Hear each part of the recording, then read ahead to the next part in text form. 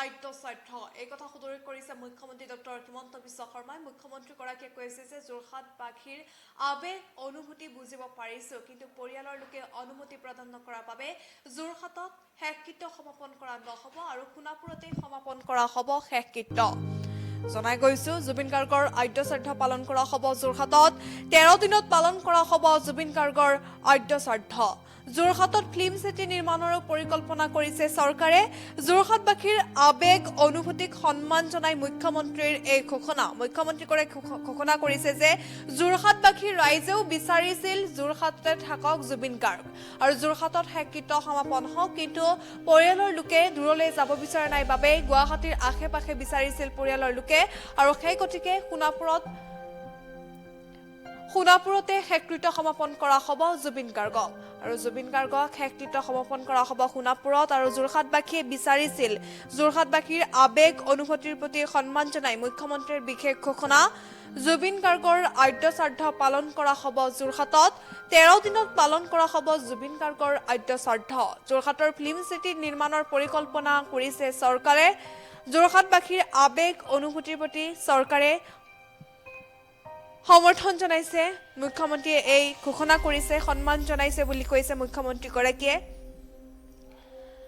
জুবিন গাৰ্গক যোৰহাটবাসীয়ে বিচাৰিছিল যোৰহাটৰ সন্তান যোৰহাটতে থাকক বুলি বহুতে মন্তব্য কৰিছিল কিন্তু পৰিয়ালৰ লোকে পিতৃৰ অসুস্থতাৰ প্ৰতি লক্ষ্য ৰাখি গুৱাহাটীৰ আশে-পাশে চৰকাৰক অনুৰোধ জনাইছিল গুৱাহাটীৰ আশে-পাশে থাকক জুবিন গাৰ্গ আৰু জুবিন গাৰ্গৰ পৰিয়ালে বিচৰাৰ বাবে সোণাপুৰতে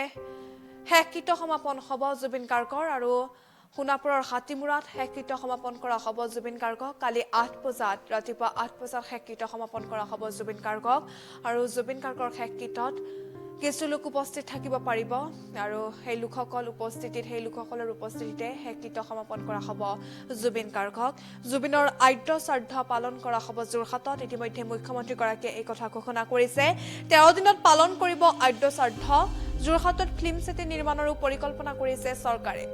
ইতিমধ্যে চৰকাৰে বহু পৰিকল্পনা কৰিছে জুবিন গাৰ্গ সন্দৰ্ভত আৰু যোৰহাটবাসীৰ আবেগ অনুভূতিৰ প্ৰতি সন্মান জনাই মুখ্যমন্ত্ৰীয়ে এই ঘোষণা কৰিছে আৰু মুখ্যমন্ত্ৰীগৰাকীয়ে উল্লেখ কৰিছে যে পূৰ্বতেও পৰিয়ালৰ লোকে যোৰহাটলৈ যাব বিচৰা নাই পিতৃৰ অসুস্থতাৰ প্ৰতি লক্ষ্য ৰাখি গুৱাহাটীৰ আশে-পাশে বিচাৰিছিল পৰিয়ালৰ লোকে আৰু সেই গতিকে সোণাপুৰতে সিদ্ধান্ত গ্ৰহণ কৰা হৈছে সোণাপুৰতে জুবিন গাৰ্গক